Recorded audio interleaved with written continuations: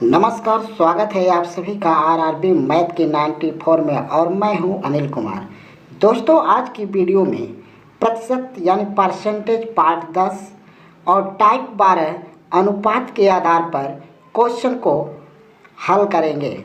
तो चलिए दोस्तों शुरू करते हैं। पहला क्वेश्चन दिया है, यदि ए बी सी का वेतन 3:4:5 है और उनके वेतन में क्रमशः 20%, 30% और 40% की वृद्धि होती है, तो अब वेतन का अनुपात क्या होगा? यानी वेतन का अनुपात क्या होगा? यहाँ पे ए दिया है, बी दिया है और सी दिया हुआ है। इन तीनों का जो बीच का अनुपात है ये दिया है 3 और यहाँ पे 4 है और 5 है। इसमें हम क्या काम करेंगे कि 2 जीरो बढ़ा लेंगे, ये 300 रखेंगे और इसको 400 रखेंगे और इसको 500 रखेंगे, क्योंकि ये अनुपात में दिया है। अगर हम इसको काटेंगे तो फिर वही चीज़ आ जाएगा, 3:4:5। ऐसा जीरो बढ़ाने से क्या होगा कि कैलकुलेशन थोड़ा आसान हो जाएगा। तो अब देखिए, क्वेश्चन में कह रहा है कि उनके वेतन में 20% और 30%, 40% की वृद्धि होती है। अगर इसमें मान लीजिए कह रहा है इसमें 20% की वृद्धि होती है, जब 20% की वृद्धि होगी तो कितना होगा? 360 होगा। कैसे हुआ? जैसे मान लीजिए यहाँ पे यह 300 है, 300 का अगर 300 में 20% की अगर वृद्धि हुआ तो 120% हो गया, यानी 120/100।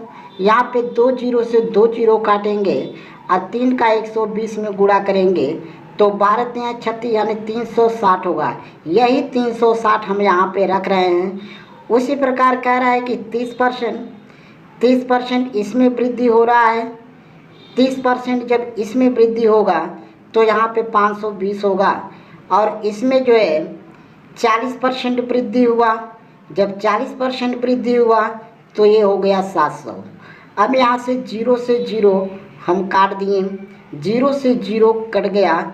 अब यहाँ पे बचा 36:52:70। अभी ये 2 से कटेगा, अगर 2 से हम काटेंगे तो यहाँ पे 18 होगा और यहाँ पे 26 होगा, अनुपात यहाँ पे 35 होगा। क्वेश्चन में कह रहा है कि अब वेतन का अनुपात क्या होगा? तो अब वेतन का अनुपात होगा 18:26:35।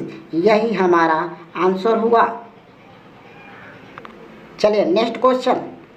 किसी विद्यालय में लड़का और लड़कियां का अनुपात 5:3 है। यदि उनके संख्याओं में क्रमशः 40% तथा 50% की वृद्धि होती है तो ज्ञात करें कि उनके कुल संख्याओं में कितना प्रतिशत की वृद्धि होगी। यहाँ पे दिया हुआ है लड़का है, यह लड़का है और यह लड़कियाँ हैं और लड़का और लड़कियाँ के बीच का अनुपात दिया हुआ है 5:3। यहाँ पे भी 2 जीरो बढ़ा लेंगे, यहाँ पे भी 2 जीरो, तो यह 500:300 हो जाएगा। फिर कह रहा है कि इन संख्याओं में क्रमशः 40% तथा 50% की वृद्धि होती है।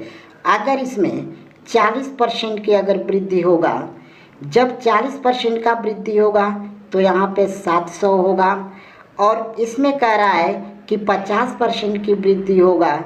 यहाँ पे अगर 50% का वृद्धि होगा तो यहाँ पे हो जाएगा 450, यहाँ पे हो गया 450। और टोटल अगर जोड़ेंगे हम टोटल जोड़ेंगे तो कितना हो गया?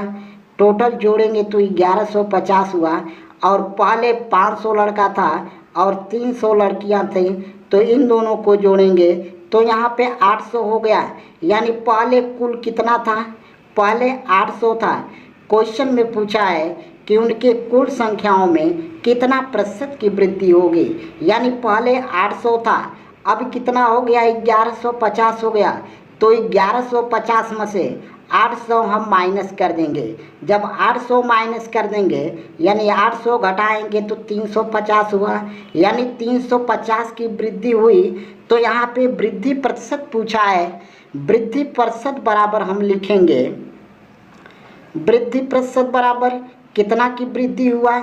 350 का वृद्धि हुआ और कितना में 800 में, तो यहाँ पे लिखेंगे 800 अब गुणे 100। यहाँ पे हम 2 जीरो से 2 जीरो काटेंगे और यहाँ से हम काटेंगे तो 2 चौके 8 हुआ और यहाँ पे 2 एक कम 2, 2 एक कम 2 हुआ और 2 सत्ते 14, 2 पचे 10 यानी 175 हुआ। यहाँ पे 175 हुआ और हम 175 में जब हम 4 से भाग करेंगे, 175 में 4 से भाग करेंगे तो हमारा आंसर आएगा 43 से 3/4 यानी 43 से 3/4 हमारा आंसर होगा। 43 से 3/4। चलें नेक्स्ट क्वेश्चन, क्वेश्चन नंबर 3। किसी परिवार के द्वारा चावल, दाल तथा सब्जी पर खर्च की जाने वाली राशि का अनुपात 5:3:2 है। यदि उनके मदों के मूल्य में 20%, 30% तथा 40% की वृद्धि हो तो परिवार के कुल खर्च में कितना प्रतिशत की वृद्धि होगी। यहाँ पे दोस्तों दिया हुआ है चावल है, दाल है और सब्जी है और तीनों के बीच का अनुपात दिया हुआ है 5:3 और 2:। इसमें हम 2 जीरो लगा लेंगे तो यह 500:300:200 हो गया। अब इसमें कह रहा है कि उनके मदों के मूल्य में 20% और 30% तथा 40% की वृद्धि होती है। इसमें 20% की वृद्धि होती है और इसमें 30% की वृद्धि होती है और इसमें 40% की वृद्धि होती है। अगर इसमें चावल के मूल्य में 20% की वृद्धि होती है तो ये 600 हो जाएगा।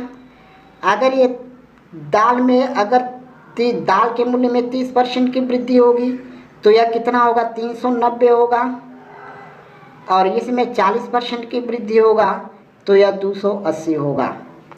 और टोटल हम जोड़ेंगे, जब हम टोटल जोड़ेंगे तो टोटल जोड़ने पे 1270 होगा। टोटल जोड़ने पे यहाँ पे टोटल जोड़ेंगे तो 1270 हुआ और यहाँ पे पहले चावल, दाल और सब्जी कुल मिलाकर कितना था 1000 था, कुल 1000 था। यहाँ पे लिखेंगे कुल यानी कुल पहले 1000 था, अब हो गया 1270। तो वृद्धि कितना हुआ, वृद्धि कितना हुआ यानी 1270 में से हम 1000 घटा देंगे तो 270 हुआ यानी 270 रुपया की वृद्धि हुई। तो वृद्धि परसेंट पूछा है तो वृद्धि परसेंट बराबर हम लिखेंगे वृद्धि प्रतिशत बराबर 270/1000 लिखेंगे गुणे 100। यहाँ पे 3 जीरो से 3 जीरो काटेंगे, बच गया कितना 27 यानी 27% हमारा आंसर हुआ। चलिए क्वेश्चन नंबर 4 देखते हैं। किसी पिकनिक में उपस्थित पुरुषों, महिलाओं और बच्चों का अनुपात 8:7:5 है। यदि पुरुषों की संख्याओं में 40% की वृद्धि, महिलाओं और बच्चों की संख्याओं में क्रमशः 50% और 20% की कमी हो जाती है तो ज्ञात करें कि कुल संख्याओं में कितना प्रतिशत की वृद्धि या कमी होगी। यहाँ पे दिया हुआ है पुरुष है और महिला है, इसके बाद बच्चे हैं। तो इन तीनों का अनुपात दिया हुआ है 8:7 और 5। तो इसमें 0 लगा देंगे तो 800:700:500 हो गया। अब कह रहा है पुरुषों की संख्या में 40% की अगर वृद्धि कर दिया जाएगा, इसमें हम 40% की वृद्धि कर देंगे। जब 40% का जब वृद्धि होगा तो कितना होगा 1120 होगा, 1120 होगा। और महिलाओं में जो है कितना परसेंट की वृद्धि हो रहा है 50% की, सॉरी, यहाँ पे क्वेश्चन में कह रहा है कि यदि पुरुषों की संख्याओं में 40% की वृद्धि, महिलाओं और बच्चों की संख्याओं में क्रमशः 50% और 20% की कमी, यानी इसमें 50% की कमी हो रही है। महिलाओं में 50% की जब कमी होगा तो ये हो जाएगा 350, और बच्चों में 20% की कमी होगी। जब इसमें 20% की कमी होगी तो यहाँ पे 400 हो गया, यानी 400 हो गया। अब क्या काम करेंगे कि 1120, 350 और 400 तीनों को हम जोड़ देंगे। जोड़ने पे आएगा 1870, जोड़ने पे 1870। और पहले टोटल कितना था, पहले कुल पुरुष, महिला और बच्चे मिलाकर के कितना था, 2000 हो गए। कुल कितना हो गए, 2000।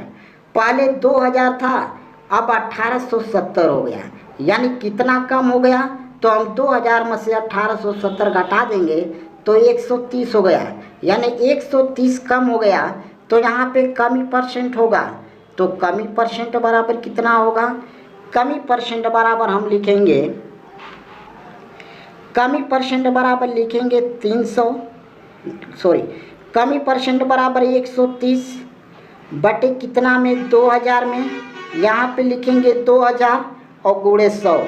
यहाँ पे 2 जीरो से यह 2 जीरो काटेंगे और 1 जीरो से यह 1 जीरो। हम यहाँ पे बच रहा है 13/2, और 2 से जब भाग करेंगे, 2 से हम 13 में भाग करेंगे तो आंसर आएगा 6.5, यानी 6.5% हमारा आंसर हुआ। 6.5% हमारा आंसर हुआ। तो दोस्तों मुझे उम्मीद है कि आप लोग को समझ में आ गया होगा। तो दोस्तों हमारे वीडियो को लाइक कीजिए, सब्सक्राइब कीजिए और बेल आइकन की घंटी को दबा दीजिए। धन्यवाद।